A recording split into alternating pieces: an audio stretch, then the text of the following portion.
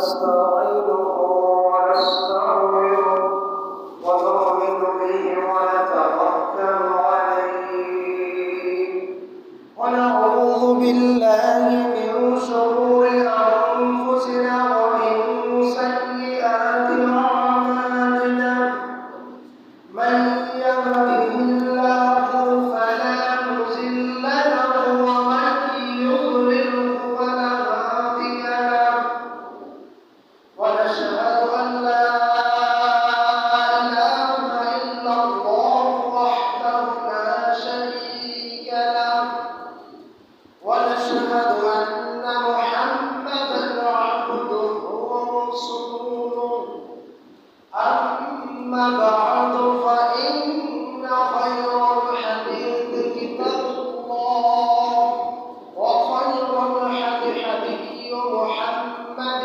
صلى الله عليه وسلم وشر الأمور محدثاتها وكل محدثة بدعة وكل بدعة ضلالة وكل ضلالة في النار فقد قال الله تبارك وتعالى في كلامه المجيد والفرقانه الحميد أعوذ بالله من الشيطان الرجيم بسم الله الرحمن الرحيم قل إن كنتم تحبون الله فاتبعوني يحببكم الله ويغفر لكم ذنوبكم والله غفور رحيم وعن أنس بن مالك رضي الله عنه قال سمعت النبي صلى الله عليه وسلم يقول لا يؤمن أحدكم حتى أكون أحب إليه من والده وولده والناس أجمعين رواه البخاري ومسلم সম্মানিত ধর্মপ্রাণ মুসলিম ভাই পর্দার অন্তরালের সম্মানিত মা বোনেরা, সর্বপ্রথম সমস্ত প্রশংসা সেই আল্লাহ রাব্বুল আলামিনের জন্য, যিনি দয়া করে আমাদেরকে সঠিক সময়ে জুমার সালাত মসজিদে আদায় করার জন্য সময় মতো আসা তৌফিক দান করেছেন। এজন্য বলি আলহামদুলিল্লাহ। আলহামদুলিল্লাহ। শান্তি ও বিনোদন আমাদের প্রিয় নবী মুহাম্মদুর রাসূলুল্লাহ সাল্লাল্লাহু আলাইহি ওয়াসাল্লাম সংক্ষিপ্ত আকারে সালাতুল জুমায় খুতবার উদ্দেশ্যে দাঁড়িয়ে হামদ ও সালাত পর আলোচ্য বিষয় রাসূল সাল্লাল্লাহু আলাইহি ওয়াসাল্লামের অনুসরণ। রাসূল সাল্লাল্লাহু আলাইহি ওয়াসাল্লামের অনুসরণ সম্পর্কে গুরুত্বপূর্ণ তথ্যবহুল সংক্ষিপ্ত আলোচনা করার চেষ্টা করব। আমরা তাওফিকে ইল্লা বিল্লাহ আলাইহি তাওয়াক্কালতু ওয়া ইলাইহি উনীব। সম্মানিত উপস্থিতি, আল্লাহ রাব্বুল আলামিন এই পৃথিবীতে কেন নবী রাসূলদেরকে প্রেরণ করেছেন এবং কোরআনের মতো মহামূল্যবান ধর্মগ্রন্থ তিনি কি কারণে নাজিল করেছেন এবং ধর্মগ্রন্থ নাজিল করা এটা অহেতুক হতো যদি তিনি নবী করিম সাল্লাল্লাহু আলাইহি সাল্লামকে শিক্ষক হিসেবে প্রেরণ না করতেন। পাশাপাশি তিনি আল্লাহ সুবহানাহু ওয়া তাআলা নবী করিম সাল্লাল্লাহু আলাইহি সাল্লামকে পাঠিয়েছেন যদি তিনার সাথে মহাগ্রন্থ আল কোরআনে কারীম তিনি না পাঠাতেন, তাহলে নবী করিম সাল্লাল্লাহু আলাইহি ওয়াসাল্লাম যে তিনি এসেছেন তার কোনো মূল্যই থাকতো না। এজন্য এই দুইয়ের অনুসরণের মাধ্যমে আমরা মুমিন হতে পারবো, ঈমানদার হতে পারবো, জান্নাত পেতে পারবো ইনশাআল্লাহ। আমরা জান্নাতের আশায়, ক্ষমার আশায়, নাজাতের আশায় আমরা সালাত, সিয়াম, সাদাকা এবং জিহাদ ইত্যাদি আমল আমরা করবো ইনশাআল্লাহ। ওই আমলের পদ্ধতি, ওই আমলের বিধান, ওই আমলের মাপকাঠি থাকবে মুহাম্মদ রাসূলুল্লাহ সাল্লাল্লাহু আলাইহি ওয়াসাল্লাম।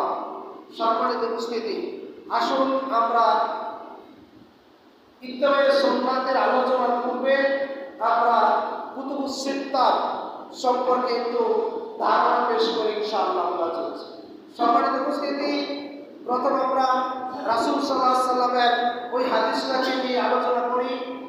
وقال النبي صلى الله عليه وسلم لا تقبل الصلاة بغير طهر رواه الترمذي وقال الترمذي حديث صحيح। সম্মানিত উপস্থিতি, আল্লাহ নবী বলেছেন লা তুকবালু সালাতা বিগাইরি তুহরিন, পবিত্রতা ছাড়াই বান্দার কোনো ইবাদত কবুল হয় না। এ দেখেন, পবিত্রতার ভিতরেই মুহাম্মদ সাল্লাল্লাহু আলাইহি ওয়াসাল্লামের মাপকাঠিকে আল্লাহ রাব্বুল আলামিন নিযুক্ত করে দিলেন। ইত্তেবায়ে সুন্নাত এর পূর্বে আমরা যে বিষয়টি লক্ষ্য করতে পারি তা হচ্ছে এই সুনান তিরমিজি এবং সুনান আবু দাউদ এবং নাসাই, এই তিনটা কিতাব তারা চিন্তা করেছেন এই কিতাবগুলো লেখা হচ্ছে মুসলিম জাতির জন্য। সুতরাং এই কিতাব যেহেতু মুসলিম জাতির জন্য লেখা হচ্ছে, তারা পবিত্রতা যতক্ষণ পর্যন্ত অর্জন না করবে ততক্ষণ পর্যন্ত এই কিতাব তারা স্পর্শ করতে পারবে না, ধরতে পারবে না।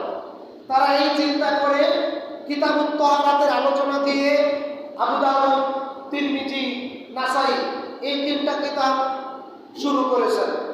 এবং ইমাম ইবনে মাজাহ রাহিমাহুল্লাহ তিনি চিন্তা করেছেন যেহেতু এই কিতাব মুসলিমদের জন্য লেখা হচ্ছে আর মুসলিমদের রাসূল হচ্ছেন মুহাম্মদ রাসূলুল্লাহ সাল্লাল্লাহু আলাইহি সাল্লাম, তিনার অনুসরণ ছাড়া যেহেতু মুক্তির কোনো পথ খোলা নেই, এজন্য তিনি রাসূল সাল্লাল্লাহু আলাইহি সাল্লামের অনুসরণের নামকেই সুন্নাতের অনুসরণ বলেন।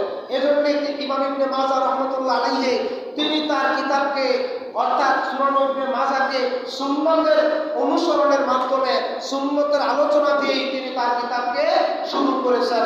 যেহেতু আল্লাহ রাব্বুল আলামিন বলেছেন কুল ইন কুনতুম তুহিব্বুনাল্লাহা ফাত্তাবিউনি ইউহিব্বুকুমুল্লাহ ওয়া ইয়াগফির লাকুম যুনুবাকুম আল্লাহু গফুরুর রহিম।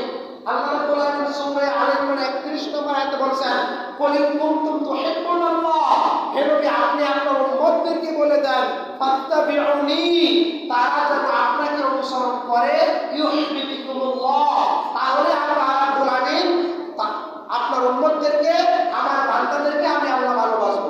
কুল ইন কুনতুম তুহিব্বুনাল্লাহা ফাত্তাবিউনি ইউহিব্বুকুমুল্লাহ, হে নবী যদি আপনার বান্দারা আল্লাহকে ভালোবাসতে চায়, হে নবী আমার বান্দারা আপনার উম্মতেরা যদি আমি আল্লাহকে ভালোবাসতে চায়, ফাত্তাবিউনি, তাহলে তাদের একটাই পথ খোলা রয়েছে, তারা কোনো মাজার, কোনো দরবার, কোনো দরগা, কোনো খানকা, কোনো পীর, কোনো ওলি আউলিয়া, কোনো হুজুর কার অনুসরণ করবে না, তারা কেবলমাত্র ফাত্তাবিউনি, তারা কেবলমাত্র আপনার অনুসরণ করবে, ইউহিব্বুকুমুল্লাহ, তাহলে আমি আল্লাহ রাব্বুল আমিন তাদেরকে ভালোবাসি। আর আমি আল্লাহ রাব্বুল আমিন কোনো গুনাহগারকে, কোনো পাপিষ্ঠকে ভালোবাসি না। ইন্নাল্লাহা ইউহিব্বুল মুত্তাহিরিন, সূরা তওবাতে আল্লাহ বলেছেন নিশ্চয়ই যারা পবিত্রতা অর্জন করে আল্লাহ তাদেরকে ভালোবাসেন। তাহলে নিঃসন্দেহে যারা গুনাহগার আল্লাহ পাক তাদেরকে ভালোবাসেন, কিন্তু অনেক কম। আর যারা মুহসিনিন, সৎকর্মশীল, যারা মুমিন, আল্লাহ তাদেরকে অবশ্যই পাপিষ্ঠদের থেকে অনেক বেশি ভালোবাসেন। এজন্য আল্লাহ পাক রব্বুল আলামিন বলেছেন কুল ইন কুনতুম তুহিব্বুনাল্লাহ, হে নবী আপনি আপনার উম্মতদেরকে বলে দেন যদি তারা আল্লাহকে ভালোবাসতে চায় ফাত্তাবিউনি, তাহলে তারা যেন আপনার অনুসরণ করে, ইউহিব্বুকুমুল্লাহ, তাহলে আল্লাহ তাদের ভালোবাসবেন। আল্লাহ যদি কাউকে ভালোবাসেন ওয়া ইয়াগফির লাকুম, তিনি ক্ষমা করে দিবেন যুনুবাকুম, জীবনের সব গুনাহ। তাহলে নবীর অনুসরণের মাধ্যমে ক্ষমা রয়েছে, কি রয়েছে? ক্ষমা রয়েছে। তাহলে তিরমিজি, নাসাই, আবু দাউদ এই তিনটা কিতাব তারা উল্লেখ করেছেন কিতাবুত তাহারাত। এই পবিত্রতার অধ্যায় দিয়ে তারা তাদের এই কিতাবকে আলোচনা শুরু করেছেন। এবং ইমাম ইবনে মাজাহ রাহিমাহুল্লাহ তিনি তার কিতাবকে সুন্নতের আলোচনা দিয়ে শুরু করেছেন। ইমাম কিতাবকে সনদের আলোচনা দিয়ে শুরু করেছেন। তিনি বলেছেন সিঁড়িবিহীন ছাদের চড়া যেরকম বোকামি, তদ্রুপ সনদবিহীন ইলম অর্জন করাও কি বোকামি। এজন্য ইমাম মুসলিম রাহিমাহুল্লাহ সনদের গুরুত্ব দিয়ে, সনদের আলোচনা দিয়ে তিনি তার কিতাবকে শুরু করেছেন। ইমাম বুখারী রাহিমাহুল্লাহ ইনি চিন্তা করলেন ইসলাম ধর্মের মূল উৎস হচ্ছে ওয়াহী। ইসলাম ধর্মের মূল উৎস কি ভাই? ওয়াহী। আল্লাহ রাব্বুল আলামিন প্রিয় নবী মুহাম্মদ সাল্লাল্লাহু আলাইহি ওয়াসাল্লামকে এই কথা বলেছেন, ওয়াত্তাবি' মা ইউহা ইলাইকা মিন রাব্বিক। হে নবী, আপনি আপনার প্রতিপালকের পক্ষ থেকে যা নাযিল করা হয়েছে আপনি কেবলমাত্র তার অনুসরণ করুন। আল্লাহ পাক রব্বুল আলামিন প্রিয় নবী মুহাম্মদ রাসূলুল্লাহ সাল্লাল্লাহু আলাইহি ওয়াসাল্লামকে বিদায় হজের ভাষণে কি বলেছেন? তাফসীরে আনোয়ারুল কোরআন সূরা মায়েদার ৩ নম্বর আয়াতের মধ্যের অংশে বর্ণিত হয়েছে বিদায় হজের ভাষণে ওমর ইবনে খাত্তাব রাদিয়াল্লাহু তাআলা আনহু বিবরণ দিচ্ছেন। ইবনে কাসিরে হাদিসটি ঘটনাটি উল্লেখ করেছে। ইয়াউমুল আরাফার দিন, ওই দিন জুমাবার ছিল। ইয়াউমুল জুমআ আসরের নামাজের পরে বিদায় হজের ভাষণে রাসূল কারীম সাল্লাল্লাহু আলাইহি ওয়াসাল্লাম ১,২৫,০০০ সাহাবী সবার সম্মুখে, এই সনদ সম্পর্কে অনেক মতানৈক্য রয়েছে। কেউ বলছেন ১.৫ লক্ষ, কেউ বলছেন ১,২৫,০০০, কেউ বলছেন আরো বেশি। যাই হোক, লক্ষাধিক সাহাবীর সামনে রাসূল কারীম সাল্লাল্লাহু আলাইহি ওয়াসাল্লাম বিদায় হজের ভাষণ দিয়েছিলেন। আল্লাহ রাসূল মুহাম্মদ সাল্লাল্লাহু আলাইহি ওয়াসাল্লাম সাহাবীদেরকে লক্ষ্য করে বলছেন, ও আমার সাহাবীরা, কিয়ামতের কঠিন ময়দানে তোমাদেরকে যেমন তোমাদের হিসাব নিকাশ সম্পর্কে জিজ্ঞেস করা হবে, তোমাদের আমল সম্পর্কে জিজ্ঞেস করা হবে, তদ্রুপ আমাকে আল্লাহ রাব্বুল আলামিন আমার দায়িত্ব সম্পর্কে জিজ্ঞেস করবেন। তিনি যে আল্লাহ রাব্বুল আলামিন আমাকে জিজ্ঞেস করবেন আমি আমার দায়িত্ব ঠিকমতো প্রচার করেছি কিনা, আমি আমার দায়িত্ব ঠিকমতো পালন করেছি কিনা। ও ভাই বলেন তো, নবীজির দায়িত্ব কি ছিল? কোরআন প্রচার করা। নবীজির দায়িত্ব কি ছিল? কোরআন প্রচার করা। ও আমার সাহাবীরা, তোমরা বলো, তোমরা আমার ব্যাপারে কি সাক্ষ্য দিবে? আল্লাহ বাল্লাতু, বলো আমি কি তোমাদের মাঝে কোরআন প্রচার করেছি? আমি কি তোমাদের মাঝে ওহীর বাণী প্রচার করেছি? আমি কি ইসলামের দাওয়াত তোমাদেরকে দিয়েছি? আল্লাহ বাল্লাতু, বলো আমি কি প্রচার করেছি? আল্লাহ বাল্লাতু, বলো আমি কি প্রচার করেছি? সমস্ত সাহাবায়ে কেরাম সবচেয়ে উত্তর দিলেন, নাআম কুদ বাল্লাগতা রিসালাতা ওয়া আদাইতা আমানাতা ওয়া নাসাহাতাল উম্মাহ। হে নবী, আমরা আপনার উম্মত, আমরা সাক্ষ্য দিচ্ছি আপনি আল্লাহর দেওয়া রিসালাত, আপনি আল্লাহর দেওয়া ওহী, আপনি আল্লাহর দেওয়া কোরআন, আপনি আল্লাহর দেওয়া জীবন বিধান পরিপূর্ণভাবে আমাদের মাঝে প্রচার করেছেন। বলেন সুবহানাল্লাহ। আল্লাহ রাব্বুল আলামিন রাসূল কারীম সাল্লাল্লাহু আলাইহি ওয়াসাল্লাম তিনি তার ডান হাতের শাহাদাত আঙ্গুলকে আকাশের দিকে ইঙ্গিত করে তিনবার বলেছিলেন, আল্লাহুম্মা শাহাদ, আল্লাহুম্মা শাহাদ, আল্লাহুম্মা শাহাদ। আল্লাহ আপনি সাক্ষী থাকেন, আল্লাহ আপনি সাক্ষী থাকেন, আল্লাহ আপনি সাক্ষী থাকেন। আপনার বান্দা আমার উম্মত সাক্ষী দিচ্ছে আমি আমার দায়িত্ব ঠিকমতো প্রচার করেছি। আল্লাহ রাব্বুল আলামিন প্রিয় নবী মুহাম্মদ রাসূলুল্লাহ সাল্লাল্লাহু আলাইহি ওয়াসাল্লামের এই দাবির সপক্ষে কোরআনুল কারীমের আয়াত নাযিল করে দিয়েছেন। কেউ কেউ বলছেন যে মুহাম্মদ সাল্লাল্লাহু আলাইহি ওয়াসাল্লামের ওফাতের অর্থাৎ তিনার মৃত্যুর ৮৩ দিন পূর্বে এই আয়াতটা নাযিল হয়ে গেছে। অথবা কেউ কেউ বলছেন সূরা নসর, ইজা জা নাসরুল্লাহি ওয়াল ফাত, এই সূরাটাই কোরআনুল কারীমের শেষ সূরা। অথবা এই আয়াতটা আল্লাহ রাব্বুল আলামিন প্রিয় নবী মুহাম্মদ রাসূলুল্লাহ সাল্লাল্লাহু আলাইহি ওয়াসাল্লামের এই দাবির সপক্ষে আল্লাহ পাক আয়াত নাযিল করে দিলেন, আল ইয়াউমা আকমালতু লাকুম দীনাকুম ওয়া আতমামতু আলাইকুম নি'মাতি ওয়া রাদিতু লাকুমুল ইসলামা দীনা। আল ইয়াউমা আকমালতু লাকুম দীনাকুম, আজকের দিনে আমি তোমাদের জন্য তোমাদের জীবন ব্যবস্থা ইসলামকে নাযিল করে দিলাম, পরিপূর্ণ করে দিলাম, সমাপ্ত করে দিলাম। তারপরে যদি কেউ ইসলামের ভিতরে কোনো মাযা, কোনো দরবার, কোনো খানকা, কোনো কিয়াম, কোনো মিলাদ এইগুলো ঢুকাবার চেষ্টা করে তাহলে তারা নবীর আশেক না, তারা নবীর দুশমন বলে বিবেচিত হবে। এইগুলো ঢুকানো ইসলামের ভিতরে, এইগুলো যারা ঢুকাবে তারা ইসলামের দুশমন হবে, তারা নবীর আশেক হবে না, তারা নবীর দুশমন বলে বিবেচিত হবে। যারা এগুলো ইসলামের পরে ঢুকাবে এইগুলো শিরক হবে, এইগুলো বিদআত হবে। ঠিক না বেঠিক? আল্লাহ রাসূল সাল্লাল্লাহু আলাইহি ওয়াসাল্লাম বলেছেন, আপনি কোরআন মিসকাত শরীফ ১৭৭ নম্বর হাদিস, আনাস ইবনে মালিক রাদিয়াল্লাহু তাআলা আনহু বলেন, রাসূল সাল্লাল্লাহু আলাইহি ওয়াসাল্লাম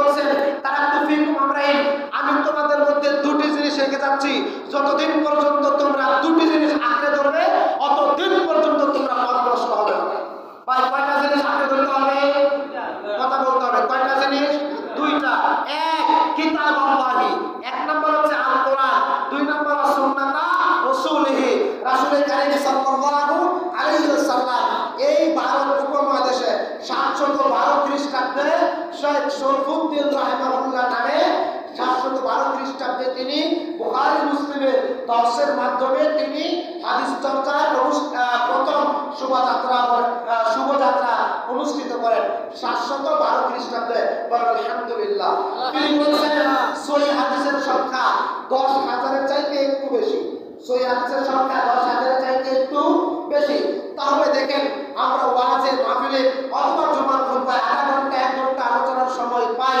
সারা জীবনে আপনি কয়টা জুমার খুতবা শুনতে পারেন? সারা জীবনে আপনি কয়টা মাহফিল আলোচনা শুনতে পারেন?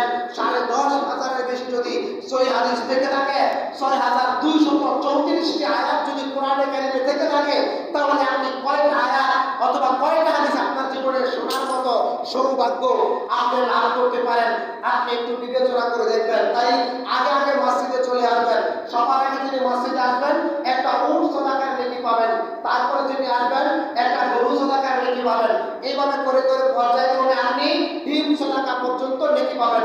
বলছিলাম রাসূল সাল্লাল্লাহু আলাইহি ওয়াসাল্লামের অনুসরণ। আল্লাহ রাব্বুল আলামিন সূরা নিসা 59 নম্বর আয়াতে বলেন, ইয়া আইয়ুহাল্লাযীনা আমানু আতিউল্লাহ ওয়া আতিউর রাসূল ওয়া উলিল আমরি মিনকুম ফাইন তানাযাআতুম ফি শাইইন ফারুদ্দুহু ইলাল্লাহি ওয়া রাসূল। আল্লাহ পাক রব্বুল বলেন, ইয়া আইয়ুহাল্লাযীনা আমানু, হে ঈমানদারগণ, আতিউল্লাহ, তোমরা আল্লাহর আনুগত্য করো, আল্লাহর নির্দেশকে মান্য করো, ওয়া আতিউর রাসূল, আর রাসূলের নির্দেশকে মান্য করো। সম্মানিত উপস্থিতি, সূরা হাসর 7 নম্বর আয়াতে আল্লাহ রাব্বুল আলামিন কি বলেন? ওয়া মা আতাকুমুর রাসূল ফাখুযুহু ফান্তাহু। তোমাদের রাসূল তোমাদেরকে যা নির্দেশ করেন, কে নির্দেশ করবেন? কথা বলেন, কে নির্দেশ করবেন? রাসূল সাল্লাল্লাহু আলাইহি ওয়াসাল্লাম যা নির্দেশ করেন আল্লাহ পাক আমাদেরকে তা গ্রহণ করতে বললেন। রাসূল সাল্লাল্লাহু আলাইহি ওয়াসাল্লাম যা নিষেধ করেন আল্লাহ পাক তা আমাদেরকে বর্জন করতে বলেন। সম্মানিত উপস্থিতি, আপনি কোরআনে কারিমে সূরা নজম 3 এবং 4 নম্বর আয়াত পড়েন, ওমা ইয়ানতিকু আনিল হাওয়া ইন হুয়া ইল্লা ওয়াহয়ু ইউহা। সম্মানিত উপস্থিতি, মুহাম্মদ রাসূলুল্লাহ সাল্লাল্লাহু আলাইহি ওয়াসাল্লাম নিজের মন গড়া কোনো কথা বলেন নাই। কেবলমাত্র আল্লাহ রাব্বুল আলামিন যা বলতেন প্রিয় নবী মুহাম্মদ রাসূলুল্লাহ সাল্লাল্লাহু আলাইহি ওয়াসাল্লাম তাই বলতেন। বলেন সুবহানাল্লাহ। এই আয়াত দ্বারা তারপরে সূরা হাক্ক 44, 45, 46 নম্বর আয়াত, ওয়ালাউ তাকাওয়ালা আলাইনা বা'দাল আকাবির লা'খাযনা মিনহু বিল ইয়ামিন। এরকম ভাবে আল্লাহ রাব্বুল আলামিন বলেন, মুহাম্মদ সাল্লাল্লাহু আলাইহি ওয়াসাল্লাম যদি আল্লাহর নাম ধরে কোনো কথা বলে, আল্লাহ পাক কোরআনে বলেন নাই, আল্লাহ পাক কোরআনে একটা বিধান নাযিল করেন নাই। আমার কথা কি আপনারা বুঝতে পারেন? কষ্ট হয় বুঝতে? আল্লাহ রাব্বুল আলামিন বলেন, আমি কোরআনে বলি নাই, আমি আয়াত একটা নাযিল করি নাই, আমি শরীয়তের কোনো ব্যাপারে কোনো বিধিবিধান নাযিল করি নাই। অথচ মুহাম্মদ সাল্লাল্লাহু আলাইহি ওয়াসাল্লাম আমার নাম বলে এটা চালু করে দিল। এরকম যদি মুহাম্মদ সাল্লাল্লাহু আলাইহি ওয়াসাল্লাম করতো, তাহলে আমি আল্লাহ রাব্বুল আলামিন মুহাম্মদের ডান হাত চেপে ধরতাম, তারপরে মুহাম্মদের দেহ থেকে গর্দানটাকে কেটে ফেলে দিতাম। দেখেন আল্লাহ রাব্বুল আলামিন প্রিয় মুহাম্মদ সাল্লাল্লাহু আলাইহি ওয়াসাল্লামকে কত ভালোবাসে। সূরা হুজরাত 1 নম্বর আয়াত, তাফসীর ইবনে কাসির থেকে বলছি। সম্মানিত উপস্থিতি, আপনি লক্ষ্য করেন, আবু বকর, ওমর, ওসমান কয়েকজন সাহাবী মুহাম্মদ সাল্লাল্লাহু আলাইহি ওয়াসাল্লামের উপস্থিতিতে একটি বৈঠকে কয়েকজন সাহাবী যে কোনো একটা ব্যাপারে সিদ্ধান্ত নিচ্ছিলেন, কথাবার্তা বলছিলেন, আলোচনা করতেছিলেন। হঠাৎ করে ওমর রাদিয়াল্লাহু তাআলা আনহুর কথার শব্দ, হঠাৎ করে ইসলামের দ্বিতীয় খলিফা, জান্নাতের দ্বিতীয় সার্টিফিকেট প্রাপ্ত সাহাবী ওমর রাদিয়াল্লাহু তাআলা আনহুর কথার শব্দ মুহাম্মদুর রাসূলুল্লাহ সাল্লাল্লাহু আলাইহি ওয়াসাল্লামের কথার আওয়াজ থেকে ওমরের কথার আওয়াজটা একটু বেশি হয়ে গেল। কথা কি বুঝতে পেরেছেন? সবাই কয়েকজন সাহাবী মুহাম্মদ সাল্লাল্লাহু আলাইহি ওয়াসাল্লামের উপস্থিতিতে একটা বৈঠকে উপস্থিত ছিল। হঠাৎ করে ওমর রাদিয়াল্লাহু তাআলা আনহুর কথার শব্দ মুহাম্মদ সাল্লাল্লাহু আলাইহি ওয়াসাল্লামের কথার শব্দ থেকে ওমরের কথার আওয়াজটা একটু বেশি হয়ে গেল। সূরা হুজরাতের 1 নম্বর আয়াত আল্লাহ পাক নাযিল করে দিলেন, হে মুমিনগণ, যদি তোমাদের কথার শব্দ নবীর কথার শব্দের চাইতে একটু বেশি হয়ে যায়, তাহলে তোমার জীবনের, তাহলে মুমিনদের সারা জীবনের সমস্ত নেক আমল আমি আল্লাহ রাব্বুল আলামিন বড় দিব, ক্যান্সেল করে দিব, বাতিল করে দিব। তোমরা অনুধাবন করতে পারবে না, বুঝতেও পারবে না, তোমরা টেরও পাবে না। আপনি বুঝতে পারেন সাহাবায়ে কেরামের কথা মুহাম্মদ সাল্লাল্লাহু আলাইহি ওয়াসাল্লামের কথা থেকে একটু শব্দ বেশি হলো, তাই আল্লাহ রাব্বুল আলামিন সাহাবায়ে কেরামকে হুঁশিয়ার করলেন, সাবধান করলেন। কিয়ামত পর্যন্ত সমস্ত মুমিনদেরকে তিনি সাবধান করে দিলেন, নবীজি মুহাম্মদ সাল্লাল্লাহু আলাইহি ওয়াসাল্লামের কথা থেকে যদি সাহাবায়ে কেরামের কথা শব্দ একটু বেশি হয়, তাহলে সাহাবীদের জীবনের সমস্ত আমল আল্লাহ বরবাদ করে দিবেন। আপনি সূরা কিয়ামা বলেন, সূরা কিয়ামার ভিতরে আল্লাহ রাব্বুল বলেন, লা তুহাররিক বিহি লিসানাকা লিতাআজালা বিহি ইন্না আলাইনা জামাআহু ওয়া কুরআনা। মুহাম্মদ সাল্লাল্লাহু আলাইহি ওয়াসাল্লামের উপর যখন প্রথম ওহী নাযিল হচ্ছিল, জিবরাইল আলাইহিস সালাম ওহী নিয়ে আসছেন মুহাম্মদ রাসূলুল্লাহ সাল্লাল্লাহু আলাইহি ওয়াসাল্লাম। ওস্তাদ যদি ওস্তাদ যদি ছাত্রদেরকে সবক দেয় আর যদি বলে পরের দিন এই পড়াটা আদায় করব, যদি না পারো তাহলে পিটান লাগাবো, তাহলে দেখবেন ওই সময় ছাত্র ওস্তাদের সঙ্গে সঙ্গে ক্লাসে পড়ার থাকে না? ক্লাসের ভিতরে যখন ওস্তাদ ছাত্রকে পড়ায়, তখন ওস্তাদ যদি ছাত্রকে এভাবে কঠিনভাবে হুঁশিয়ারি করে, তাহলে ছাত্র ওস্তাদের সঙ্গে ক্লাসের ভিতরে পড়া থাকে না? ওই সময় জিবরাইল আলাইহিস সালাম যখন কোরআন তেলাওয়াত করতেন, মুহাম্মদ সাল্লাল্লাহু আলাইহি ওয়াসাল্লাম তা শুনতেন। মুহাম্মদ সাল্লাল্লাহু আলাইহি ওয়াসাল্লাম অতি দ্রুত জিহ্বাটা নাড়াচাড়া করতেন। এই যে জিহ্বা নাড়াচাড়া করেন, যারা পবিত্র কোরআনে কারীমের হাফেজ হন তারা জানেন কোরআন মুখস্থ করা অত্যন্ত কষ্টের কাজ। যদিও আল্লাহ কোরআনে সূরা কামারের ভিতরে এই কথাটা 4 বার বলেছেন, কেউ কি আছে কোরআন উপদেশ নেওয়ার মতো? এই কোরআনকে আমি আল্লাহ সহজ করে নাযিল করেছি। কিন্তু কোরআন হিফজ করা, যে কোনো কোরআন মুখস্থ করা অত্যন্ত কষ্টের কাজ। আমি এই কথা কেন বলছি? দেখেন মুহাম্মদ সাল্লাল্লাহু আলাইহি ওয়াসাল্লামকে আল্লাহ কত ভালোবাসেন। জিবরাইল আলাইহিস সালাম কোরআন তেলাওয়াত করতেছিলেন। জিবরাইলের তেলাওয়াত শুনে আমাদের নবী, জিবরাইলের তেলাওয়াত শুনতে শুনতে আমাদের নবী তেলাওয়াত করে করে কোরআন মুখস্থ করতে লাগলেন। কিন্তু এই যে আল্লাহর নবী কোরআন শুনে শুনে তেলাওয়াত করে করে মুখস্থ করতে লাগলেন, ওই সময় যে নবী তেলাওয়াত করেন আর জিহ্বাটা নাড়াচাড়া করেন, এতটুকু কষ্ট আল্লাহর সহ্য হয় না। কথা বুঝতে পারেন নাই? বুঝাইতে পারতেছে না। এই যে আমি বলতেছি কথা, আমার জিহ্বাটা নড়তেছে না ভাই? ঠিক জিবরাইল কোরআন তেলাওয়াত করে নবীকে শোনাচ্ছেন।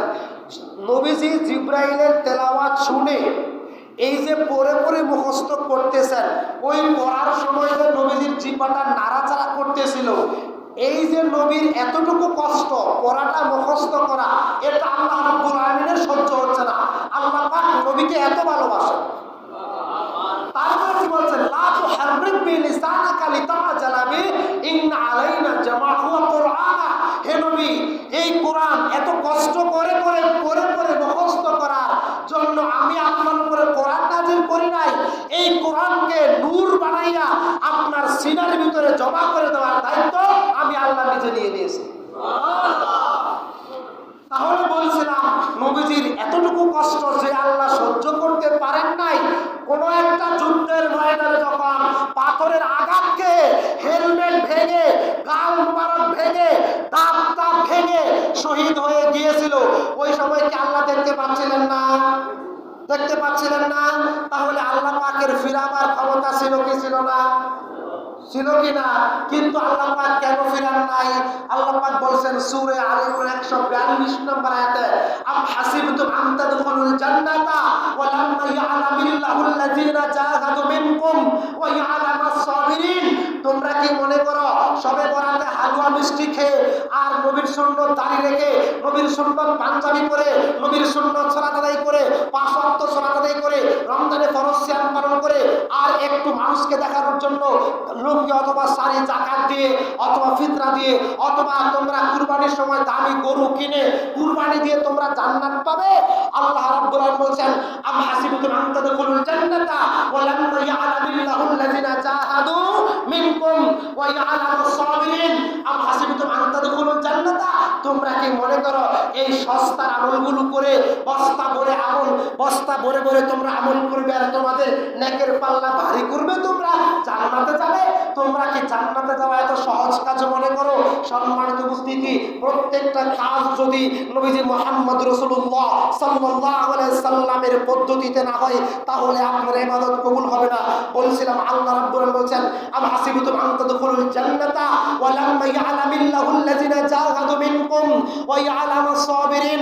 আম হাসিবতুম আন তাদখুলুল জান্নাতা, তোমরা কি মনে করো এমনিতেই জান্নাত পাবে?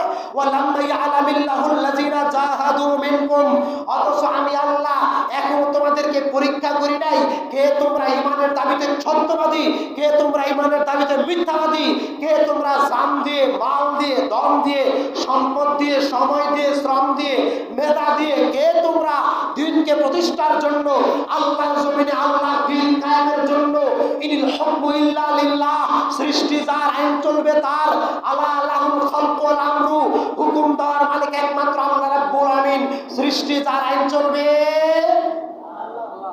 কথা কি বুঝেন নাই? সৃষ্টি কার? আল্লাহ। কথা বলেন কার? আল্লাহ। ভয় পাচ্ছেন? না। ভয় পাচ্ছেন?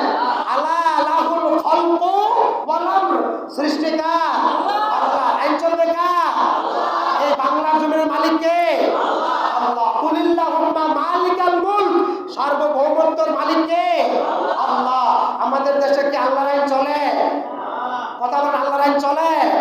মূর্তি তৈরি করা জায়েজ না হারাম? আমাদের দেশে রাস্তার মোড়ে মোড়ে মূর্তি আছে না নাই?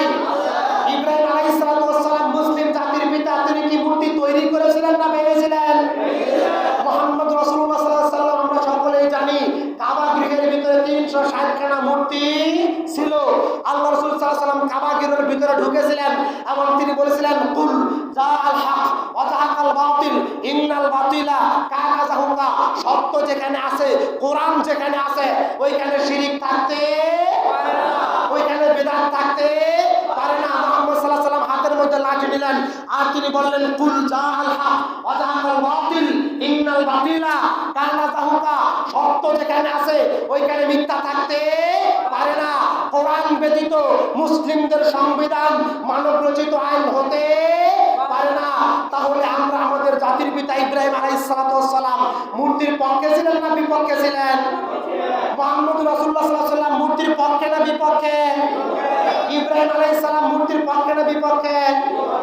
প্রত্যেকটা নবী রাসূল মূর্তির পক্ষে না বিপক্ষে? আমরা মুসলিম জাতি মূর্তির পক্ষে না বিপক্ষে? কথা কি বুঝেন? আল্লাহ রাব্বুল আমিন মূর্তির পক্ষে না বিপক্ষে? আল্লাহ রাব্বুল আমিন ইসলামের পক্ষে না বিপক্ষে? মুহাম্মদ রাসূলুল্লাহ সাল্লাল্লাহু আলাইহি ওয়াসাল্লামের উপরে যেই ধর্ম নাজিল হয়েছিল ওই ধর্মের নাম কি? ইসলাম শব্দের অর্থ কি? মিথ্যা কথা। আরবি কোন অভিধান, আরবি কোন ডিকশনারিতে ইসলাম শব্দের অর্থ সরাসরি শান্তি কথা উল্লেখ নেই। সিলমুন শব্দ থেকে ইসলাম শব্দের উৎপত্তি, যার অর্থ হচ্ছে আত্মসমর্পণ করা। আসলিম তুলি রব্বিল আলামিন। ইব্রাহিম আলাইহিস সালাতু ওয়াস সালামকে লক্ষ্য করে আল্লাহ রাব্বুল আমিন এই বাণী কোরআনে কারিমে নাজিল করেছিলেন। আমরা বান্দা কার? কথা বলেন, কার বান্দা? আল্লাহ কোরআনে বলেছেন কুল ইয়া ইবাদিয়াল্লাযিনা আসরাফু আলা আনফুসিহিম লা তাকনাতু মির রাহমাতিল্লাহ। হে নবী, আপনি আমার বান্দাদেরকে বলে দেন, আমার যে সমস্ত বান্দারা গুনাহ করতে করতে জর্জরিত হয়ে গেছে, যারা বিড়ি খেতে খেতে, সিগারেট খেতে খেতে, দাড়ি চাচতে চাচতে, সালাত পরিত্যাগ করতে করতে, সিয়াম আদায় না করতে না করতে, ফরজ যাকাত আদায় করতে না করতে যারা নিজেদের জীবনকে ধ্বংসের দিকে নিয়ে নিয়েছে, শাফাআতিন মুফরাতিন মিনান নার, যাদের অবস্থান জাহান্নামের দ্বার প্রান্তে হয়ে গেছে, হে নবী আপনি আমার ওই সমস্ত বান্দাদেরকে বলে দেন কুল ইয়া ইবাদিয়াল্লাযিনা আসরাফু আলা আনফুসিহিম লা তাকনাতু মির রাহমাতিল্লাহ। হে নবী আপনি আমার ওই সমস্ত গুনাহগার পাপী বান্দাদেরকে বলে দেন লা তাকনাতু মির রাহমাতিল্লাহ, তাদের আমলনামায়, তাদের জীবনে, তাদের গুনাহে যত বড় গুনাহ থাকুক না কেন, আমি আল্লাহ রাব্বুল আমিন তাদের জীবনের সমস্ত গুনাহকে ক্ষমা করে দেব। সুবহানাল্লাহ।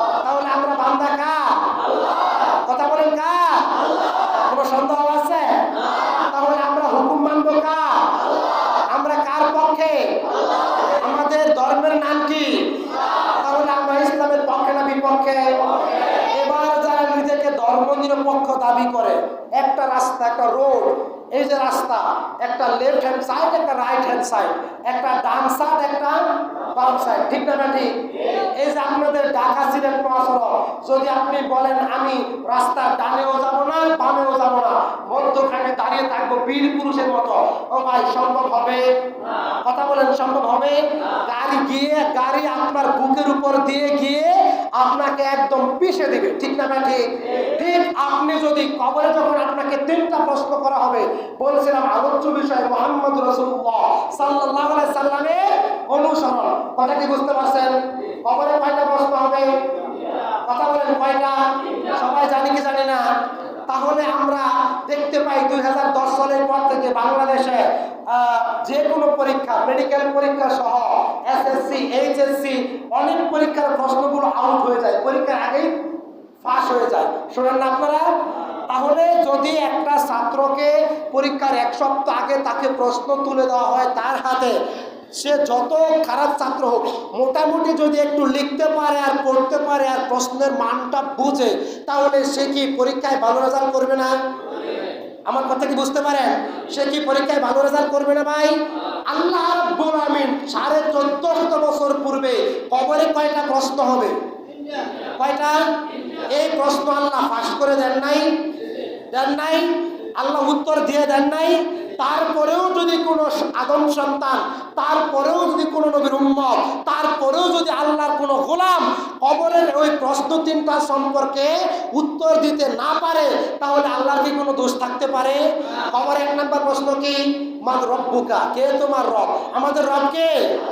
কথা বলেন, রব কে? আমরা গোলাম কার? হুকুম মানবো কার? আইন মানবো কার? এতে কোনো সন্দেহ আছে? আল্লাহ রাব্বুল আলামিন কোরআনে কারীম অন্যত্র বলেন, ইন্নাল্লাযীনা তাদউনা মিন দুনিল্লাহি ইবাদুন আমসালুকুম, ইন্নাল্লাযীনা তাদউনা মিন দুনিল্লাহি ইবাদুন আমসালুকুম। ও বান্দারা, তোমরা আমি আল্লাহকে বাদ দিয়া যাদেরকে ডাকো, ওই মাজারওয়ালা, ওই দরবারওয়ালা, ওই খানকাওয়ালা, ওই দরগাওয়ালা, ওই দুর্গাওয়ালা, ওই পীরওয়ালা, ওই বুজুর্গ, ওই আলেম, ওই এমপি, ওই মন্ত্রী, ওই প্রধানমন্ত্রী, ওই মসজিদের সভাপতি, ওই মসজিদের ইমাম, যত বড় ব্যক্তি হোক না কেন, তোমরা আল্লাহকে বাদ দিয়ে যাদেরকে ডাকো, তারাও তোমার মতো এক আল্লাহর গোলাম, ঠিক না বেটে? প্রধানমন্ত্রী কার গোলাম? বড় হুজুর কার গোলাম? পীর সাহেব কার গোলাম? একজন সামান্য দিনমজুর, তিনি কার গোলাম? তাতে কোনো সন্দেহ আছে? আল্লাহ রাব্বুল আলামিন বলেন, তোমরা আমাকে বাদ দিয়া যাদেরকে ডাকো, তারাও তোমার মতো আমার গোলাম। তাহলে কবর 1 নম্বর প্রশ্ন হবে, মান রব্বুকা, কে তোমার রব? আমরা হুকুম মানবো কার? আমাদের মালিক কে? আমরা গোলাম কার? নিজেকে আল্লাহর গোলাম বলে পরিচয় দিতেও ভাই কোনো লজ্জা আছে নাকি? লজ্জা হয়?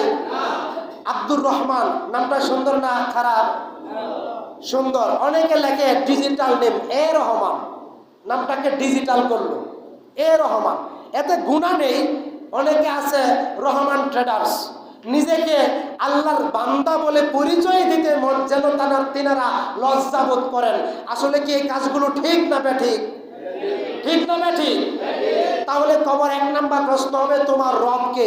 আমরা আল্লাহর হুকুম ছাড়া আর কারো হুকুম আর মানবো না। বলছিলাম ইব্রাহিম আলাইহিস সালাম মূর্তি ভেঙেছিলেন, আর মুহাম্মদ সাল্লাল্লাহু আলাইহি ওয়াসাল্লাম মূর্তি ভেঙেছিলেন, আর আমরা মূর্তি তৈরি করি কি করি না? রাস্তার মোড়ে মোড়ে মূর্তি আছে না নাই?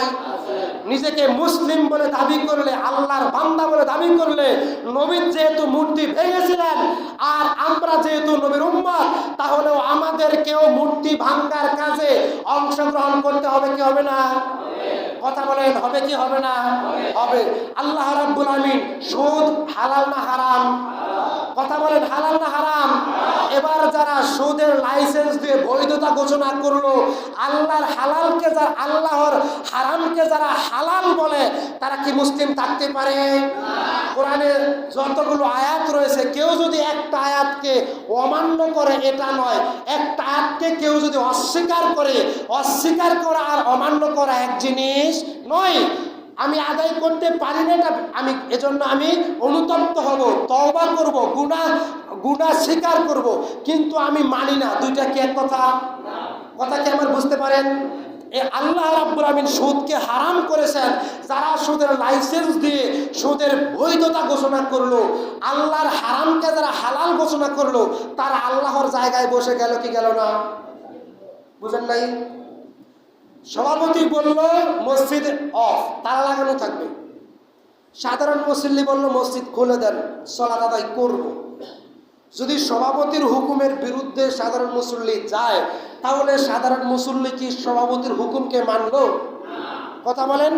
তাহলে আল্লাহ সুদকে হারাম করেছেন। যারা ক্ষমতায় গিয়ে লাইসেন্স দিয়ে সুদকে হালাল করে, তারা কি মুসলিম থাকতে পারে? কথা বলেন। আল্লাহ রাব্বুল আমিন জিনা ব্যভিচার হারাম করেছেন। ওয়ালা তাকরাবুজ জিনা ইন্নাহু কানা ফাহিশা। আল্লাহ পাক জিনা ব্যভিচার হারাম করেছেন। এবার যারা এদেশে লাইসেন্স দিয়ে পতিতালয়কে বৈধতা ঘোষণা করলো, আল্লাহর হারামকে তারা হালাল ঘোষণা করলো কি করলো না? বুঝতে পারেন নাই? এদেশে পতিতালয় আছে নাকি নাই? বাংলায় বলি, 200 টাকার বিনিময়ে আবাসিক হোটেলে জেনার সুযোগ বাংলার জমিনে আছে না নাই? আছে। বাল্য বিবাহ হারাম, বাল্য বিবাহ আইনত দণ্ডনীয় অপরাধ, আর 200 টাকা দিয়ে জেনা করতে পারবে? নাউজুবিল্লাহি মিন যালিক। আমরা কোন দেশে বসবাস করি? কে বলছে দেশের মানুষ মুসলিম? কে বলছে দেশের মানুষ ইমানদার? কে বলছে দেশের শতকরা 92 জন মুসলমান? মিথ্যা কথা, মিথ্যা কথা। সূরা ইউসুফ 106 নম্বর আয়াত আল্লাহ পাক বলছেন, ওয়ামা ইউমিনু আকতারুহুম বিল্লাহি ইল্লা ওয়া হুম মুশরিকুন। অধিকাংশ মানুষ ঈমান আনা সত্ত্বেও কি মুশরিক। আল্লাহর আয়াত কখনো মিথ্যা হতে পারে না। তাহলে 1 নাম্বার বলছিলাম, আমরা বান্দা কার? আল্লাহ। হুকুম মানব কার? আল্লাহ। আর 2 নাম্বার প্রশ্ন হবে কবরে, মান দীনুকা, তোমার দিন কি? আমাদের ধর্মের নাম কি? ইসলাম। কথা বলেন, ধর্মের নাম কি? ইসলাম। আমরা যে জাতি, আমাদের জাতিগত নাম কি? আমাদের জাতিগত নাম কি? মুসলিম। কথা বলেন, আমাদের জাতিগত নাম কি? মুসলিম। শব্দের অর্থ হচ্ছে আনুগত্য করা। আল্লাহর কাছে নিজের মন, মস্তিষ্ক, নিজের চাহিদা, বিবেক, বুদ্ধি আল্লাহর কাছে সঁপে দেওয়ার নাম হচ্ছে মুসলিম। কথা কি বুঝতে পেরেছেন না? আপনার মন চাই, যেমন বল্টু মিয়া বেতন পায় 20,000, তিনি স্ত্রীকে কাপড় শাড়ি কিনে দিলেন 5,000 টাকা দিয়ে। পাশের বাড়ির টল্টু মিয়া বেতন পায় 8,000, এখন তার স্ত্রীকে তিনি কাপড় কিনে দিলেন 500 টাকা দিয়ে। এখন টল্টু মিয়ার স্ত্রী যদি টল্টু মিয়াকে বলে, তোমার চাচাতো ভাই বল্টু মিয়া তার স্ত্রীকে শাড়ি কিনে দিল 5,000, তুমি আমাকে কিনে দিলে 500, আমি তোমার ভাত খাবো না। যখন থেকে আমাকে বিবাহ করে আনলে তখন থেকে তুমি আমার চাহিদা কোনোদিনও পূরণ করতে পারো নাই। ও ভাই বলেন তো, এই স্ত্রী কি স্বামীর প্রতি খুশি আছে? আছে। ঠিক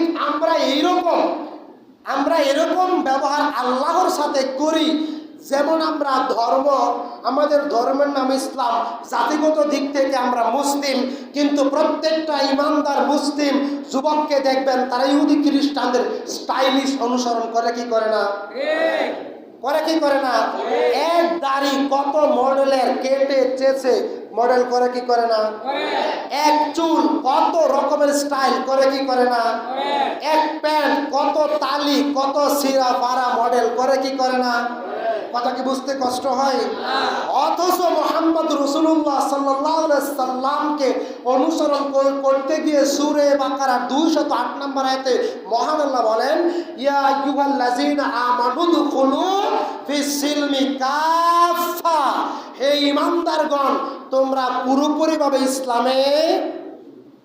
ইসলামে প্রবেশ করো। আফাতুমিনুনা বিবাদিল কিতাবি ওয়া তাকফুরুনা বিবাদ। তাহলে কি তোমরা এই কোরআনের কিছু অংশ মানবে আর কিছু অংশ বাতিল করে দিবে? তাহলে কি আপনারা এই কোরআনের কিছু অংশ মানবেন, কিছু অংশ বাতিল করে দিবেন? কে কে পুরো কোরআনের আইন মানতে রাজি আছেন? হাত তুলে আমাকে দেখাও। রাজি আছেন ইনশাআল্লাহ? তাহলে আজ থেকে আমরা কোনোদিন আর নিজেকে নিরপেক্ষ বলে দাবি করব? নবীর অনুসরণ ছাড়া আর কোনো কিছু অনুসরণ করব? মুসলিমদের সংবিধান আল কোরআন, মুসলিমদের সংবিধান আল কোরআন, আল কোরআন। আল্লাহ আমাদের ইসলামের জন্য কবুল করুক, বলে আমিন। 3 নাম্বার কবরে 2 নাম্বার প্রশ্ন হবে মান দিনুকা, তোমার ধর্ম কি? ইসলাম। 3 নাম্বার প্রশ্ন হবে, এটা নিয়ে একটু মতানৈক্য রয়েছে, মান হাজার রাজুল, আল্লাহ রাসূলের ছবি দেখিয়ে বলা হবে মান হাজার রাজুল, এই ছবিওয়ালা ব্যক্তিটিকে।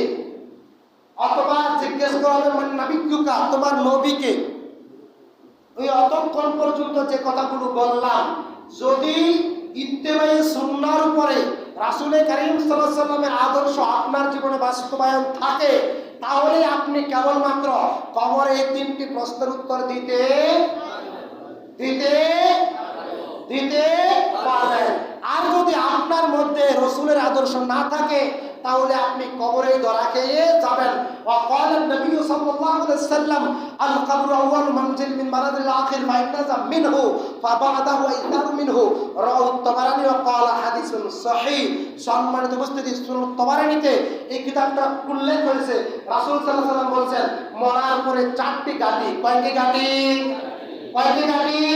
4টি। প্রথম গাটি কবর, দ্বিতীয় গাটি বিচারের মাঠ অর্থাৎ কিয়ামতের দিবস, তৃতীয় গাটি জাহান্নাম, চতুর্থ গাটি জান্নাত, যাকে কবর থেকে মুক্তি দেওয়া হবে, হিসাবের মাঠ থেকে মুক্তি দেওয়া হবে, জাহান্নাম থেকে মুক্তি দেওয়া হবে, জান্নাত দাখিল করা হবে। যে কবরে আটকে যাবে, বিচারের মাঠে আটকে যাবে, জাহান্নামে যাবে, জান্নাত হবে কি হবে না আল্লাহ রাব্বুল আলামিন ভালো জানে। এই জন্য বলছিলাম সূরা নিসা 59 নম্বর আয়াত, মহান আল্লাহ বলেন, ইয়া আইয়ুহাল্লাযীনা আমানু, হে ঈমানদারগণ, আতিউল্লাহ, জীবনের সার্বিক ক্ষেত্রে, জীবনের সর্বাঙ্গে আল্লাহ রাব্বুল আলামিন তোমাদেরকে যে বিধান দিয়েছেন, যে হুকুম তিনি করেছেন, তা তোমরা মানবে কি মানবে না? কথা বলেন, মানবে কি মানবে না? মানবে, মানতেই হবে। আতিউল্লাহ, আল্লাহর আনুগত্য করো, আল্লাহর হুকুমকে মেনে চলো। ওয়া আতিউর রাসূল, আর রাসূলের হুকুমকে মেনে চলো। তারপরে ওয়াউলিল আমরি মিনকুম, ওয়াউলিল আমরি মিনকুম, তোমাদের মধ্যে যারা আলেম রয়েছেন তাদেরকে মেনে চলো। কাদেরকে মেনে চলো? আলেম। অনেকেই এই উলিল আমরি মিনকুমের তর্জমা করবে রাষ্ট্রীয় শাসক। হ্যাঁ, রাষ্ট্রীয় শাসকের আনুগত্য করা বৈধ যতক্ষণ পর্যন্ত রাষ্ট্রীয় শাসক কোরআন হাদিস দিয়ে রাষ্ট্র পরিচালনা করবে। ঠিক না ঠিক? মুসলিম হিসাবে কোন শাসক যদি কোরআন এবং হাদিসের বিরুদ্ধে যায়, তাহলে মুসলিম হিসাবে আল্লাহর আইনকে মানতে গিয়ে আমরা ওই তাগুতি আইনকে মানতে পারবো? মানতে পারবো? মানতে পারবো? ওয়াউলিল আমরি মিনকুম, তোমাদের উপরে যাদেরকে কর্তৃত্ব দেওয়া হবে তাদেরকে মেনে চলো। তারপরে আল্লাহ পাক যে কথা বললেন, ফাইন তানাযাতুম ফি শাইইন ফারুদ্দুহু ইলাল্লাহি ওয়ার রাসূল, তোমাদের ভিতরে যদি কোনো একটা মাসআলা নিয়ে দ্বন্দ্ব দেখা দেয়, তাহলে বড় হুজুর যা বলে তা মানবে। ঠিক তাই কি? বড় হুজুর যা বলে তাই মানবে। ঠিক তাই কি? আল্লাহ পাক বললেন, ফাইন তানাযাতুম ফি শাইইন ফারুদ্দুহু ইলাল্লাহি ওয়ার রাসূল, তোমাদের মধ্যে যদি কোনো একটা বিষয়ে, ছোট হোক আর বড় হোক, ধর্মীয় কোনো বিধিবিধান ছোট হতে পারে না। ফাইন তানাযাতুম ফি শাইইন ফারুদ্দুহু ইলাল্লাহি ওয়ার রাসূল, তোমরা যদি তোমাদের মধ্যে কোনো একটা মাসআলা নিয়ে গন্ডগোল, হট্টগোল, দ্বিমত দেখা দেয়, এক আলেম একরকম, আরেক আলেম আরেক রকম বলে, তাহলে ফারুদ্দুহু, তা ছুঁড়ে মারো, তা ফিরাও ইলাল্লাহি, কোরআনের দিকে। বলেন সুবহানাল্লাহ। ওয়া রাসূলি, আর সেটা মিলাও সহিহ হাদিসের দিকে। তাহলে আজকের আলোচনার সার সংক্ষেপ যেটা, এটা হচ্ছে ইন্নামাল মুমিনুনা আল্লাযীনা আমানু বিল্লাহি ওয়া রাসূলিহি তুম্মা লাম ইয়ারতাবু ওয়া জাহিদু বিআমওয়ালিহিম ওয়া আনফুসিহিম ফি সাবিলিল্লাহ উলাইকা হুমুস সাদিকুন। ঈমানের দাবিতে সবাই সত্যবাদী হতে চান? ইনশাআল্লাহ বলি, ঈমানের দাবিতে সবাই সত্যবাদী হতে চান? ইনশাআল্লাহ। কবরের আযাব থেকে বাঁচতে চান? ইনশাআল্লাহ। জাহান্নাম থেকে বাঁচতে চাই? ইনশাআল্লাহ। কিয়ামতের দিন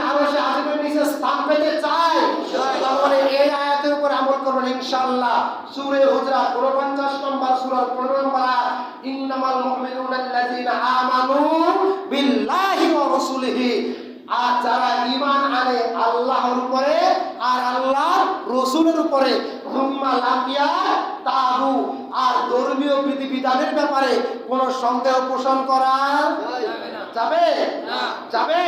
তাহলে আজ থেকে আমরা মুসলিম হয়ে যাব। যারা ধর্মনিরপেক্ষ জাতীয়তাবাদ, তাদের সঙ্গে আমাদের লাইসা কামিসলি শাই। আল্লাহ পাক বলছেন, এটা সূরা আল ইমরান 10 নম্বর আয়াত আছে, এটা যে যারা কাফেরদের সঙ্গে বন্ধুত্ব করে আল্লাহর সঙ্গে, ফালাইসা মিনাল্লাহ, আল্লাহর সঙ্গে তাদের কোনো সম্পর্ক নাই, আল্লাহর সঙ্গে তাদের কোনো সম্পর্ক নাই। আমরা মডেল হিসেবে, আদর্শ হিসেবে, সুন্নত হিসেবে গ্রহণ করব আল্লাহর নবীকে, সাধারণ কোনো মানুষকে। মুসলিম জাতির নেতা ইব্রাহিম আলাইহিস সালাম এবং আমাদের নেতা মুহাম্মদুর রাসূলুল্লাহ সাল্লাল্লাহু আলাইহি ওয়াসাল্লাম জীবনের সকল ক্ষেত্রে আল্লাহর নবীর আদর্শকে মানতে রাজি আছে কি নাই? আছে। তাহলে 1 মিনিটের ভিতরে শেষ করছে। আল্লাহ পাক বলছেন, সুম্মা লাম ইয়ারতাবু, ধর্মীয় বিধিবিধানে কোনো সন্দেহ পোষণ করা যাবে না। সুম্মা লাম ইয়ারতাবু ওয়া জাহাদু ফি আমওয়ালিহিম ওয়া আনফুসিহিম, তারা জান দিয়ে, তারা মাল দিয়ে, তারা দম দিয়ে, তারা সম্পদ দিয়ে কার জমিনে কার আইন প্রতিষ্ঠা করতে চায়? আল্লাহ। ভয় পাচ্ছেন?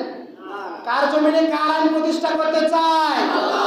আমরা রাজি আছি কি নাই? ইনশাআল্লাহ। আমওয়ালিহিম ওয়া আনফুসিহিম ফি সাবিলিল্লাহ, তারা জান দিয়ে, মাল দিয়ে, দম দিয়ে, বিদ্যা দিয়ে, বুদ্ধি দিয়ে জীবন তোমরা শক্তি অর্জন করো, তোমাদেরকে ইসলামের জন্য কবুল হইতে হবে ইনশাআল্লাহ। সালামুল্লাহি মুহাম্মদ বিন কাসেম, তারিক বিন জিয়াদ, আবু বকর, ওসমানের মতো আল্লাহর জমিনে আল্লাহর আইন প্রতিষ্ঠার জন্য রক্ত দিতে রাজি আছে কি নাই? আল্লাহ কবুল করো বলি আমিন। তারপরে আল্লাহ পাক বলেন, উলাইকা হুমুস সাদিকুন, এই কাজগুলো যারা করবে তারাই ঈমানের দাবিতে সত্যবাদী বলি সুবহানাল্লাহ। আল্লাহ তুমি আমাদের ঈমানকে কবুল করো বলি আমিন। আল্লাহ তুমি এই জাতিকে মুক্তি দান করো বলি আমিন। আল্লাহ তুমি এই গণবাড়ি কেন্দ্রীয় মসজিদকে, এই সোনারগাঁয়ে যত আহলে হাদিস ইমামদার, শিরিক মুক্ত ইমানদার